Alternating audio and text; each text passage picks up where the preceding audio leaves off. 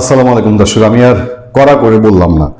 এই পৃথিবীতে যে কয়জন লোক আপনার নোবেল শান্তি পুরস্কারকে একদম মেরে দিয়েছে আর কি, সেই লোকগুলোর সংখ্যা তিনজন। তিনজনের মধ্যে একজন আমাদের পাশের দেশ মিয়ানমারের অং সান সুচি। তাকে যখন বছরের পর বছর গৃহবন্দী করে রাখা হয়, তারপরে সেই উপলক্ষে তাকে দেওয়া হলো শান্তিতে নোবেল। আমরা তো প্রাথমিকভাবে এটাই ধরেছিলাম, কিন্তু পরে তিনি যেভাবে কারিগরির মধ্যে দিয়ে ক্ষমতায় আসলেন, ক্ষমতায় আসার পরে তার আসল রূপখানা দেখা গেল। সেই শান্তির নামে অশান্তির মারে ডাইকা আইনা মিয়ানমারটারে যত জ্বালাও পোড়া হচ্ছিল এটা আরো জ্বালাও পোড়াও করে দিয়ে এবং এখানে এই যে আমরা সরাসরি এফেক্টেড হলাম, এই রোহিঙ্গা ইস্যুটারে আরো জটিল করলো, জটিলতর করলো এই অং সান সুচি। তার দুই হাত রোহিঙ্গাদের রক্তে এবং মিয়ানমারের সাধারণ মানুষের রক্তে রঞ্জিত হলো।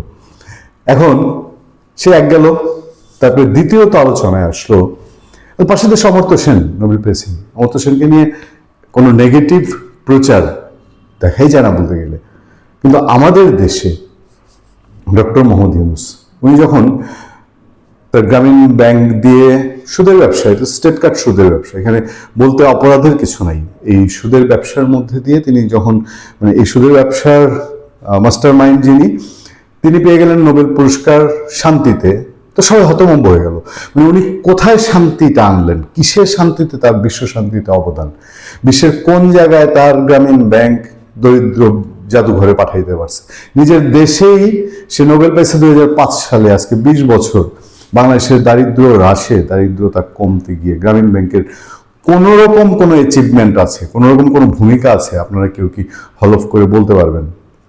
সে তো গেল নোবেলের গল্প, ওই নোবেলের সিল লাগছে তখন থেকেই প্ল্যান কিনা।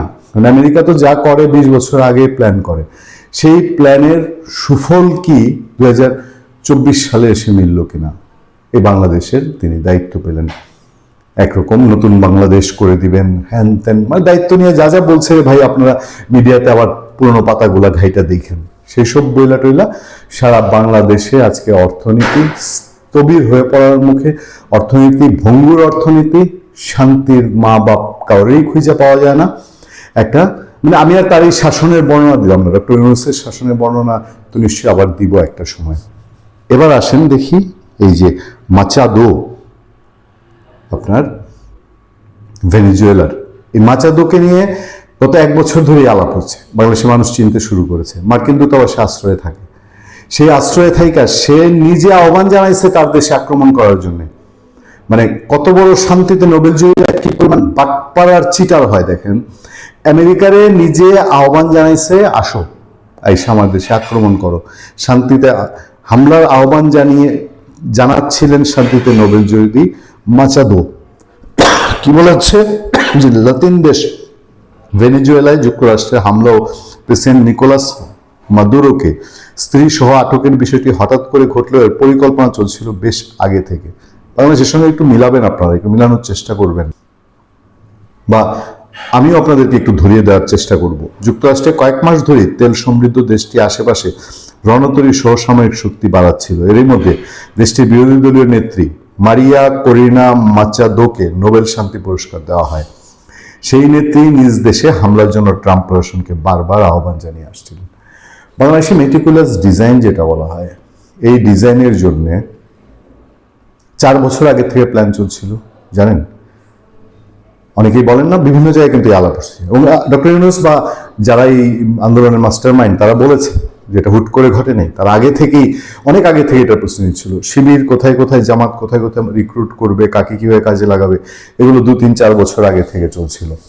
এবং আমেরিকা ইলেকশনে টাকা ঢেলেছিল কে? একটা অংশকে। বাইডেনের দল যখন ক্ষমতায়, তখন কে টাকা ঢেলেছে আপনারা জানেন নিশ্চয়ই। কার উপরে ডোনাল্ড ট্রাম্প ক্ষিপ্ত আপনারা জানেন নিশ্চয়ই। এবং আমেরিকান লবিস্ট নিয়োগ করেছিল কে? তার মানে আমেরিকাকে আমরাও আহ্বান জানিয়েছিলাম। ওই দেশের তেলের চোখ আমেরিকার, বাংলাদেশের তেলের চোখ নেই, বাংলাদেশের গভীর সমুদ্রে তো আমেরিকার তেলের চোখ আছে। শেভরন নিয়ে বাংলাদেশে বহু আগে থেকে হুলস্থুল কাণ্ড। শেভরন যখন এখানে সিসমিক সার্ভে চালায়, তারপর আমেরিকান তেল গ্যাসের জন্য আমেরিকা সারা পৃথিবীতে যা ইচ্ছা তাই করতে পারে। 2-4 জন নোবেল দিতেও পারে, 2-4 জনকে নোবেল দিয়ে তাদেরকে ইউজ করে আবার তাদেরকে তুলেও নিতে পারে। এই ইতিহাস পৃথিবীর ইতিহাসে আছে। যাক, এই 3 নোবেল জয়ী এই পৃথিবীর ইতিহাসে নোবেল শান্তি পুরস্কারটাকে যেখানে নিয়ে গেছেন, আগামীতে এই পৃথিবীর নোবেল শান্তি জয়ীদেরকে কি চোখে দেখবে, সেটাই একটা বড় প্রশ্ন। ভালো থাকবেন, সুস্থ থাকবেন। আপনার সাথে আমি আতিক রহমান, পূর্ণিয়া।